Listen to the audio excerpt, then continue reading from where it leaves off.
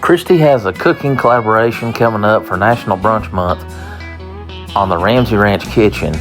And so today, we've decided we need some locally sourced ingredients. We're taking Smoky Mountain Faith Food and Fun on the road. Connor is with us. So come along with us to the town of Madisonville, Tennessee, in the most unassuming place, to the Mecca of all bacon. And we're going to introduce you to Daryl and Alan Benton, or as we like to say, the first family of pork. We want to welcome you to Benton's Smoky Mountain Country Hams.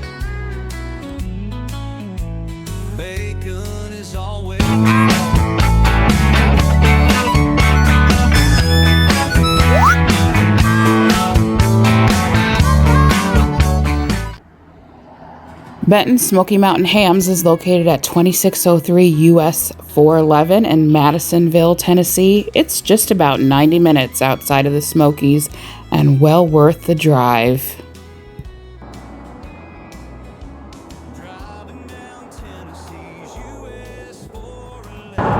We're here at Bentons. I'm so excited about this, but even here, ladies first. Before we meet with the first family of pork and take the grand tour, let's take a look around this humble storefront, which hasn't changed much in over 40 years. You can purchase all of your country ham items, your bacon, your sausage, and many other things that the Benton family offers for sale. Benton's bacon, goodness you can't hold back. Generations of tradition, they've mastered the art. A handshake? I'll shake your hand all day long. Alan, I love it. It was great to meet you, sir. Yes. Come back. Thank you, We sir. will. What we're doing is almost a dying art. So many of the people who are in the country ham business over the years that I've been in business for a long time, and there's not that many of us left to do this. And we're always thrilled when somebody comes in to be able to show them what we do. Well, we thank you so much. Glad you all came today. Very nice to meet you, Mr. Allen. So, today, we are here with Daryl Benton. We've already met Alan. We've already met the patriarch of the family. Guys, we're talking about the kings of bacon and ham. This is where you come. This is like, so I'm going to call it a pork pilgrimage that we took today. And it was a beautiful thing. So we're going to show you the whole process. But first, I got some questions. I've got questions. So we're going to ask Daryl some questions. So Daryl, first of all, thank you so much. Absolutely, for Brett. showing us everything. Tell you what, just appreciate y'all being interested in what we do and making the trip down. When I was, really the first 30 to 35 years my dad was in this business, it was a struggle for him to survive and keep the lights on. He almost didn't make it. I remember being a kid, that was most of my childhood. He was working 7 days a week, long hours, just barely making ends meet. I remember being a kid sitting on this exact church pew bench, looking out on Highway 411 when it was still 2-lane, just praying that one person would come in and buy a pound of bacon or cheese, and we'd be sitting here for hours, and often they wouldn't. It was pretty slow, lean times back then. So today, we're just grateful for everybody that takes an interest and is willing to go a little bit out of their way to come see us. Absolutely. We feel like the luckiest hillbillies in the world. We get to do what we love and what we're passionate about. So thank y'all. Well, I'm a pretty lucky hillbilly today because I get to meet you guys. So now, so when did your dad start the business? What year did you all start this? 1973. 73. Okay. Now you guys are still curing it the same way today. Exact same way. We use the original Benton family recipe that my dad's grandparents used in a little smokehouse that's actually still standing. It's about 200 years old. So. Wow. So now that's just sugar, salt, and red pepper? Salt, brown sugar, and red pepper. Wow. About as simple as it gets. Yes. So, first of all, Have you all thought of selling smokehouse cologne? Because we actually give it away for free. If you just come in here and hang out for a few minutes, you'll get to wear that smell the rest of the day. I said I'm not going to wash my shirt for 4 days, I promise. So it's going to smell like a country ham by the time I'm done, so, which is appropriate since a country ham is wearing it. So, but yes. So now the netting. I noticed that there was netting on some of the slabs and some of the hams back here. Is there a purpose for the netting? Yeah, so we hang them, once they go into that second kind of stage of the process, they get hung up in nets. It helps to shape the ham. It doesn't do anything to change the flavor, but it does improve the appearance. And if we can do anything along any step in our process to improve the quality, we do regardless of the cost involved. So that's almost like a compression sock for the ham? Correct. Well, that's pretty brilliant. I like that. I like that a lot. And so now the storefront here. Yep. Same time frame. I mean, you've been running the storefront, and you've got in your freezer cases and your refrigerated cases here. You've got a lot of other locally sourced products. With Cruz Farm Dairy, Sweetwater Valley Farms cheeses. Those are great people that make an outstanding product, and we're thrilled to be able to carry it here. That is so awesome. So what we need, honey, is we need a pound of Bentons bacon. We need some cheese. Just a pound? Well, I got sausage and everything I got to get too. Plus we got ham and everything else. There's a lot that's going to go into this. So we're ready to drop a couple $100 and we'll be on our way. So yes, no. So is there anything else that everybody needs to know about Bentons? I don't think so. We're simple people making a simple product. We're just thankful that people like it. Feel blessed to be doing what we love. Order online? Yeah, can they order online? Absolutely. We got a website. You can just search, Benton's Bacon or Country Ham in Google and it'll pull up. Yes. It's Bentons with an S, countryham.com. We've got a little social media presence, nothing like what you guys are doing, but you don't need the social media presence with the notoriety that they have, let me tell you. So you've had Guy's been here. Yes. But now you guys ship all over the country, but we know that it's been shipped internationally before, correct? It's made it to all kinds of interesting places. Can you imagine Bentons Bacon in Hong Kong? How about that? It's definitely been in Hong Kong. It's been in Hong Kong, listen to that. So is there a notable chef that has come in here and said, I need Bentons Bacon, besides Guy? Too many to name, honestly, Brooks. How cool is we're that? lucky, in the early days of the business, before we kind of got plugged into the fine dining white tablecloth style restaurants. Yes. A little place called Blackberry Farm up in Wallen, Tennessee. Reached out to my father, the chef, got some samples, said he would like to start carrying our product. And he asked my father something that he'd never been asked before. He said, can we put your name on the menu? And this is, late 80s, early 90s, kind of before the farm-to-table movement, before most people thought about or cared where their food came from. Yes. Dad was a little reluctant just because he didn't know what that meant, but he said yes, and what a blessing it has been because so many great chefs were exposed to our product at Blackberry Farm, and other folks have come in there that kind of helps get our name out. So now it's like a badge of honor if you see it on a menu. It says Bentons Bacon if it's Bentons Bacon. I don't know if it's a badge of honor, but we've never asked anybody to put our name on the menu. Sure. We're so thankful that they do. Well, we know that they do, and like I said, guys, we're going to show you the process here, but there's the man himself right there, Mr. Alan Benton. What's left of the man? You heard it here first. But we're going to show you the whole process, but like I said, thank you guys again so much for having us in today. It's been a privilege. It's been an honor today. We're so grateful, and we're going to show you what's next. So my dad, Alan, he's been in this business since 1973. He kind of took it over. There was a local dairy farmer named Albert Hicks. Had been curing country hams on a pretty small scale in Monroe County since 1947. By 73, he'd gotten on up in years. He retired from the business that spring. My dad grew up in Scott County, Virginia. Very rural place, so deep down in a holler, you got to look straight up just to see the sunshine.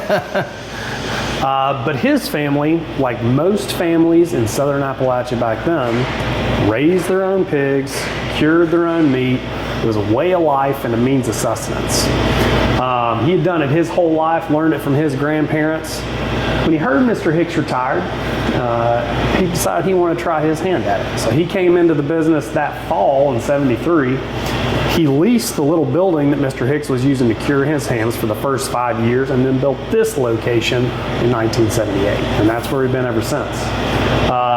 As you can probably tell by looking around, not a lot has changed since then. Everything's got a lot of patina on it, from the concrete that's been eaten up by years of exposure to salt, to the smoke, coloring on the walls and ceilings. It kind of permeates everything, doesn't it? We kind of live by the philosophy, if it ain't broke, don't fix it. So Amen to that. this rack of meat is all custom cured stuff. Okay. This I is see that. I see the predominantly, tags. all got names on them. So customers who mainly live around here raise their own pigs, have them processed. They bring them to us. We cure them and smoke them. It's a fraction of what we do anymore. Yes. And it used to be a much bigger part of the business, but not that many people raise their own hogs anymore. Yep. I think we lose money doing it, but we've been doing it since 1947 and almost view it as a community service that we can't give up. So That's excellent. So how long have some of these been on here? Bacon we can cure in a matter of weeks. Country hams, and I'll take you through the whole process. Yeah.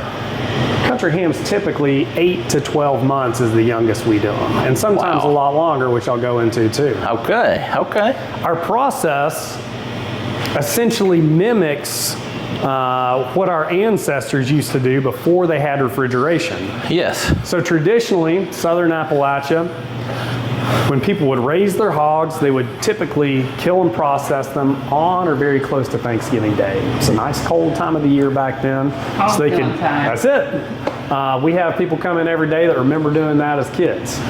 But they would do that, put the meat in cure, and it could stay outside in their, smoke cow cell or whatever they had, and it wouldn't spoil because it was cold. It was almost like it wasn't a refrigerator. Yeah. By the time spring came along and the temperature started to warm up, it was cured and preserved enough that it could hang just at ambient temperature like this stuff in their smokehouse or wherever. They could eat on it through the spring, summer, until the next fall when they repeated the process. Okay. So what we do, and I'll tell you, people did that not only in this country, and southern Appalachia kind of is a temperate climate, but elsewhere around the world. So there's what some people call the ham belt, essentially a latitude that spans the globe of temperate climate zones similar to what we have, that are just particularly well suited to dry curing meat. And that's why you didn't find country hams, in Texas or, Maine. The climate just wasn't suited for it. But you keep going over into Europe, Italy, France, Spain, they do similar dry cured products, even parts of China and Croatia. Okay. So it's a neat cultural connection, and the one that we enjoy trying to continue. That's excellent. So this first cooler is the coldest stage. When we get fresh hams in, they immediately come into here and we start putting them in cure. So this is kind of mimicking that Thanksgiving Day, nice cold time of the year. Okay. And if you look at the racks over here, so the hams get rubbed down by hand with a mixture of salt, brown sugar, and red pepper. Red pepper. It's the same family recipe that the Benton family's been using for generations. It's pretty cleared out in here right now. Yeah. We kind of peak our production or time our production to peak around the holidays. That's when we sell the most country ham. Yes. So over the next few months, we'll be getting this room filled back up with hams. Oh. The hams will spend a few months in there, again, mimicking that winter season. And then they go into this cooler. This cooler is a few degrees warmer, so it's kind of like a late winter or early spring. Okay. The hams get hung up at that point. And they'll stay hung up in here for another few months. Wow. All the while, that cure is penetrating the meat, pulling the moisture out, truly starting to preserve it. We got a rack of heritage breed pasture-raised red wattle hams right here. Some Berkshires. We also deal with Durocs, Tamworths, other heritage breeds. Those heritage breeds have more intramuscular fat, more marbling, that really lends itself better to the extra aging time that we put on them. Okay. You know, most country ham that you find in your average grocery store is made using a quick cure method. They're made in 30 to 60 days, something like that. So it's a lot of different product. Yeah. We're putting a lot more age on them. Okay. So basically, the more fat, the better for long-term aging. Correct. Yep. Perfect. So after a few months in there, we bring them out to room temperature, and that's where the aging process really starts. Okay. Our typical country ham, like the kind you slice about 3/16 of an inch thick, Yes. lightly fry in a skillet and put on a biscuit, those we age 8 to 12 months. Okay. And there is a trick to to cooking country ham. Okay. A lot of times folks overcook it. When I cook country ham, I take a good old cast iron skillet, put it on my stove top at about medium to medium high heat. Anytime I cook bacon, Brooks, I save my bacon grease. Thousand Yes. uses for it. It's liquid gold. Of course. Now, do you use a tin can or do you use an actual bacon grease container? Just an old mason jar. you- Mason jar. Of course. I take a spoonful or two of that bacon grease, throw it in the skillet, and then wait till the skillet gets hot where the grease is sizzling. Yes. Lay a slice of ham in there, cook it for about 15 to 20 seconds, flip it, cook it for 15 to 20 seconds, take it up, and it should be perfect. I especially like it, put it on a good hot biscuit, maybe a little bit of homemade strawberry jam or blackberry jelly, Oh, yeah. and that's pretty good eating. That's awesome. Yeah, a lot of times people will overcook it, they'll cook it for minutes and it gets tough as boot leather and way too salty. It's kind of tough anyway, right? I mean, Yep. it's tough by nature. Yeah. Some hog jowls hanging here. That's a real popular item, especially around New Year's. Yes. Tell you what, Look at the hog jowl. Wow. we rotate these hams through a series of aging rooms. The aging rooms, again, continue to mimic those seasons. So in the summer they're warm, in the winter they're cool. This is actually a ham that's about a little over 2 years old. It's still got the hoof on it, similar to what you'd see over in Europe. Look at that. We've got a special aging room in the back, which I'll also take you through.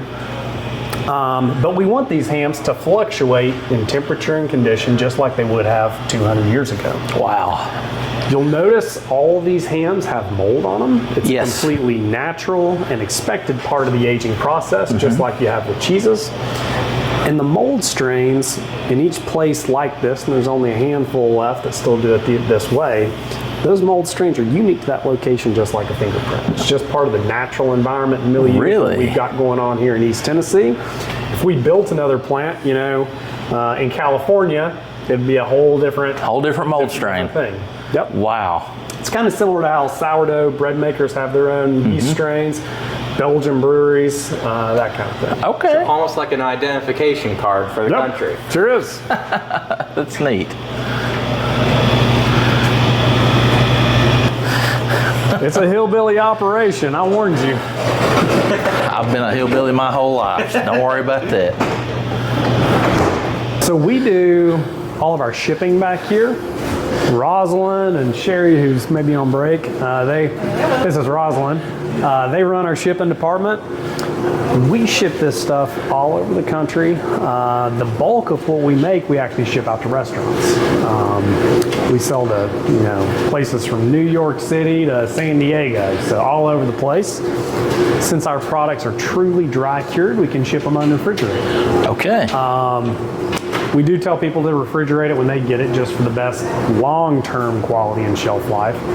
The bacon has a very long shelf life. It'll keep unopened in your fridge in those vac-sealed packs at least 6 months or so. Country ham, you can keep it at least 3 or so weeks. Either of them can be frozen if you need to store them longer. Okay. A lot of restaurants, they'll either get it as a whole slab, like those hanging up right there, or in larger bulk sliced packages. You know, these are 5 to 7 pounds each, but can help them keep up with their needs in high volume kitchens a little better. This, of course, is what a whole slab of bacon looks like before it's been sliced. You can tell it's got plenty of smoke on it. Now, that's already been washed. Yeah, so dry cured and then smoked. Okay. This is ready to go. Yeah. And a slab, what would you say, 12 to 15 pounds? You're right on it, right on the money. Awesome. Yes, sir. Right on it. This is our bacon slicing room. I'll tell you, when I was growing up, we didn't have this. My dad only had a couple of employees back then. But we would typically stay after work. The shop would close at 5:30. Me and him would stay. We had an old deli slicer. He'd put a slab of bacon on it, push a slice through. I'd stand right next to him, grab a slice, lay it on a scale, catch a slice, lay it on a scale. 1 slice at a time, 1 pound at a time. That's how we did everything. Wow. This is still a very rudimentary setup Yes. compared to any large-scale producer, but it helps us keep up with needs a little bit more. On a normal production day, we've got at least 5 or 6 folks in here working. The bacon first goes into this machine. It's a bacon press, hydraulic press that pushes the bacon down into a uniform size and shape. Goes into this machine, which is a bacon slicer. The slab gets pushed through, and this rotary blade turns and slices it as it passes underneath. Wow. It'll slice a whole slab in about 4 to 5 seconds. And then weigh it out. 1 pound packages typically. Like Which is what we've got these. Yep, they get vacuum sealed and they're ready. I see the vacuum seal. I love that. Look at that, hickory smoked. And when they're operating at full capacity, they can do about 3,000 packs a day. You know, any large scale folks, they're curing more, they're making and slicing and packing more in a day than we'll do all year. But You're doing a ton and a half of bacon a day? I mean, essentially? yeah. A ton and a half. It's amazing. Or like 7 Brookses. That's amazing. That's a lot of BLTs. That's a lot of BLTs. That is. Just give me a B. I don't need the LT. I think a BLT is probably my favorite way to eat our bacon in the summertime with a good homegrown tomato. Yes. This is another one of our aging rooms. This room is exclusively for those hams that are going to be aged a lot longer. So these get aged about 2 years. Okay. More similar to like an Italian prosciutto or a Spanish jamon. Some more of those hoof-on hams over there. A lot of people will put those in a traditional ham stand, slice it paper thin. Kind of like them on over there. Exactly, yep. Look at that. You can smell it gets a little funkier in here. You know, the longer you age a ham, the more intense, the more complex that flavor is going to get.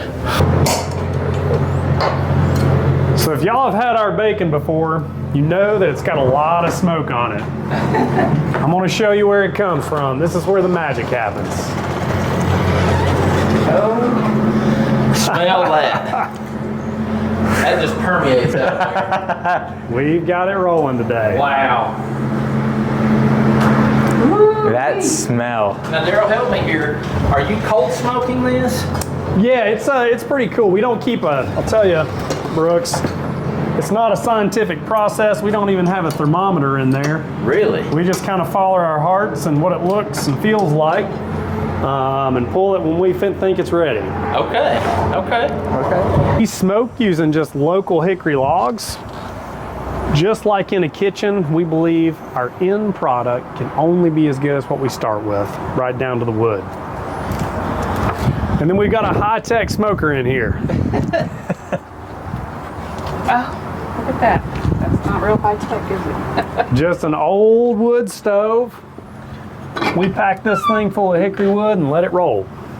Wow. And that is all 100% hickory. Correct. Wow. And that's what is doing all of that ham. That's awesome. That is amazing. How old would you guess that smoker box is? I have no idea. I think he got it used. So. Wow.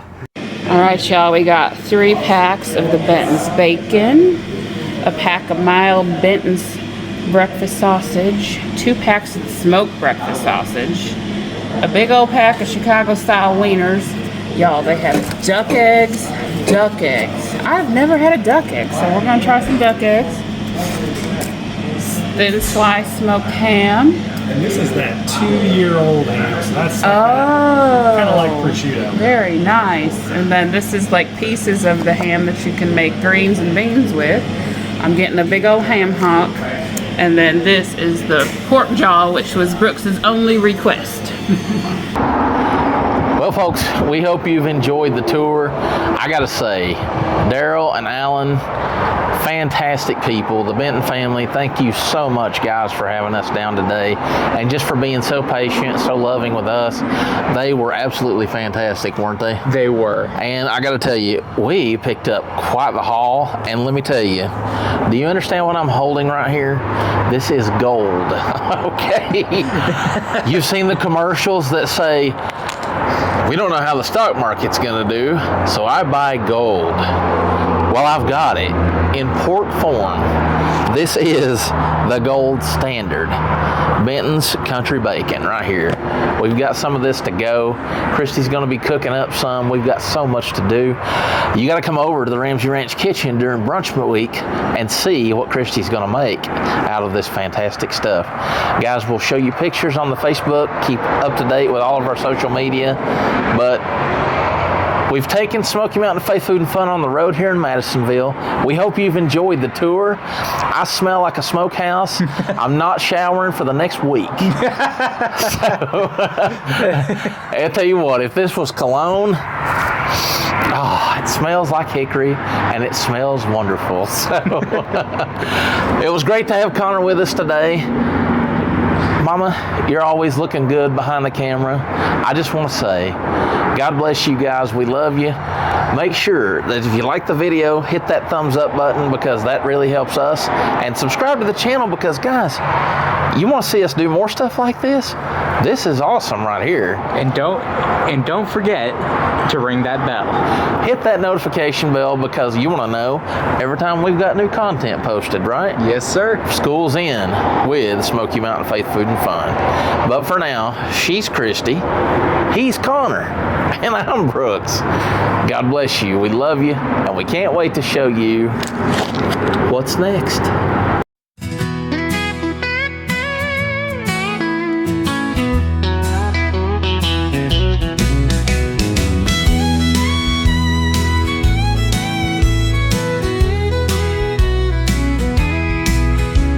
Driving down Tennessee's US 411, on our way to taste pork heaven.